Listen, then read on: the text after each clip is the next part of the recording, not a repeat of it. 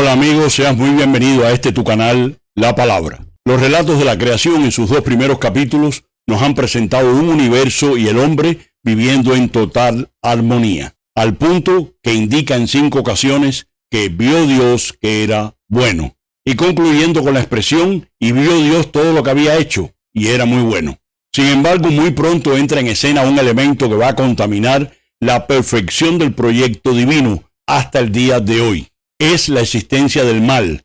Los siguientes capítulos del libro de Génesis tratan de dar una respuesta a estos grandes interrogantes que todos nos planteamos. ¿De dónde viene el mal? ¿Cuál es la causa del dolor, del pecado y de la muerte? El capítulo 3 comienza narrándonos el drama de la existencia humana. Dios ha colocado al hombre y la mujer en un jardín paradisíaco, pero allí mismo son víctimas de la tentación y el pecado. ¿De dónde proviene el mal? No de Dios, que es bueno y que todo lo ha hecho bueno.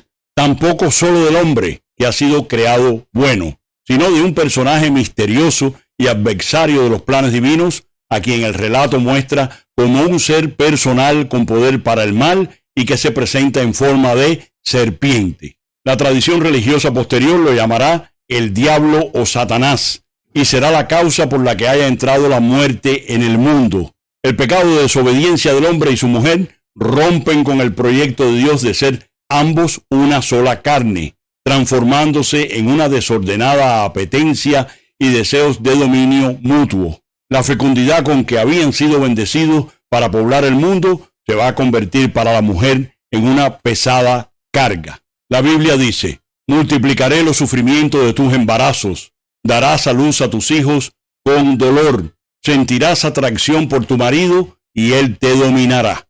El trabajo que formaba parte de la condición humana hará que la creación se le vuelva hostil, ya que el pecado y la muerte se convertirán en una insoportable experiencia de frustración. Ganarás el pan con el sudor de tu frente hasta que vuelvas a la tierra de donde fuiste sacado, porque eres polvo y al polvo volverás.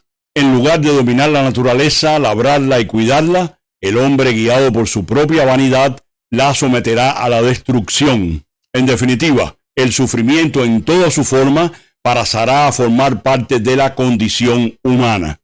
En efecto, los capítulos siguientes del Génesis presentan la perversa influencia del pecado en la humanidad como una ola gigantesca que sumerge todo y que acabará conduciendo al castigo del diluvio.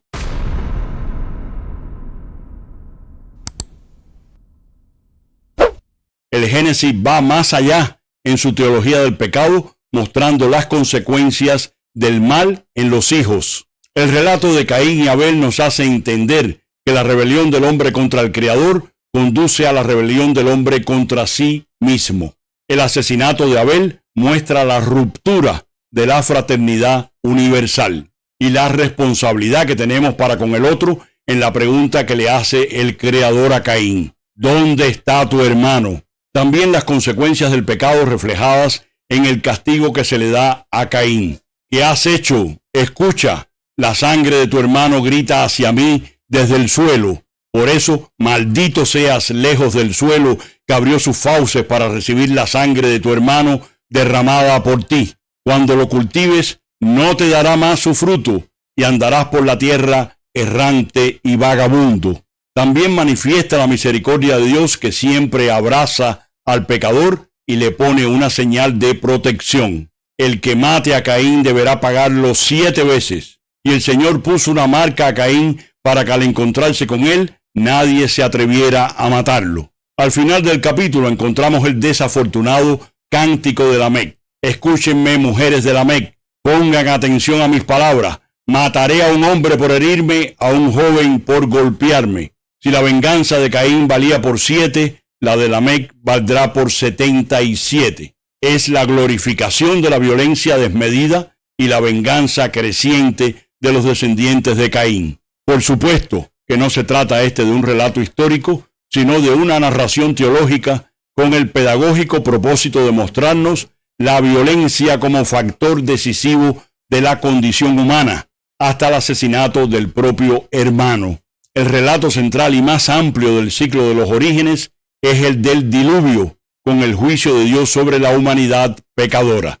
El autor sagrado nos dice que, al ver el Señor que en la tierra crecía la maldad del hombre y que toda su actitud era siempre perversa, se arrepintió de haber creado al hombre en la tierra y le pesó de corazón. El relato pretende dar una explicación religiosa a una catástrofe natural que se dio en toda la tierra y que Israel también vivió. En las culturas sumeria y babilónica, vecinas de Israel, también aparece esta catástrofe en forma de mitos, pero Israel la reelabora teológicamente desde su fe. El diluvio es el resultado del pecado de la humanidad.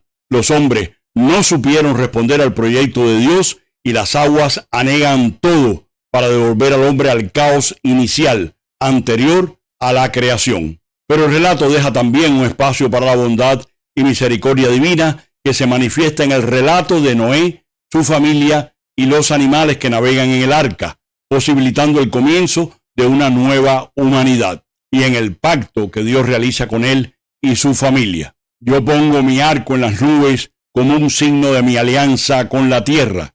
Cuando cubra de nubes la tierra y aparezca mi arco entre ellas, me acordaré de mi alianza con ustedes y con todos los seres vivientes, y no volverán a precipitarse las aguas del diluvio para destruir a los mortales. Al aparecer mi arco en las nubes, yo lo veré y me acordaré de mi alianza eterna con todos los seres vivientes que hay sobre la tierra. El ciclo de los orígenes concluirá con el relato de la Torre de Babel. El autor quiere presentarnos una humanidad desgarrada por el hecho de la dispersión entre pueblos, naciones y lenguas. Teológicamente, esta división se atribuye al hecho de un castigo porque el hombre ha querido hacerse como Dios, pretendiendo construir un mundo, una sociedad y una civilización sin Dios. En Babel se concluye la ruptura con Dios, iniciada por los primeros hombres y dejando a la humanidad dividida, dispersa y alejada de su Creador. Sin embargo, los capítulos siguientes se abren a la esperanza con los relatos de Abraham y la promesa de que en él serán benditas todas las naciones de la tierra.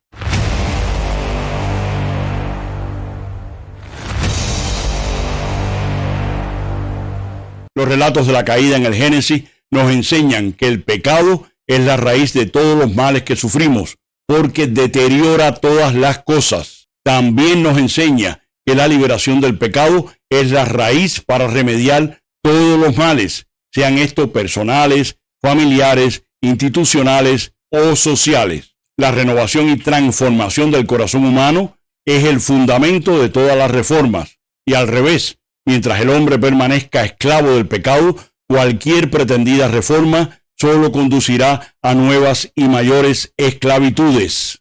El hombre se encuentra en un estado de total indigencia respecto de su salvación personal, debiendo reconocer la imposibilidad real de conseguirla por sus propias fuerzas. Dicho de otra manera, nadie puede salvarse a sí mismo. Necesitamos ser salvados, necesitamos ser redimidos por aquel que ha vencido al pecado y la muerte.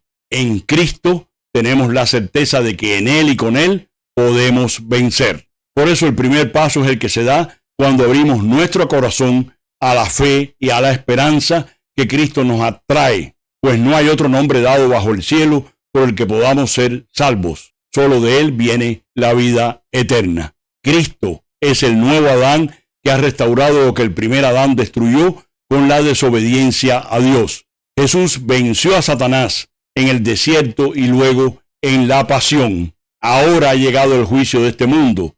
Ahora el príncipe de este mundo será arrojado fuera, y cuando yo sea levantado en alto sobre la tierra, atraeré a todos hacia mí. Y lo manifestó curando enfermedades que se relacionaban con el pecado y el demonio. San Pablo podrá exclamar exultante: así como el delito de uno solo atrajo sobre todos los hombres la condenación, así también la obra de justicia de uno solo procura toda la justificación que da la vida.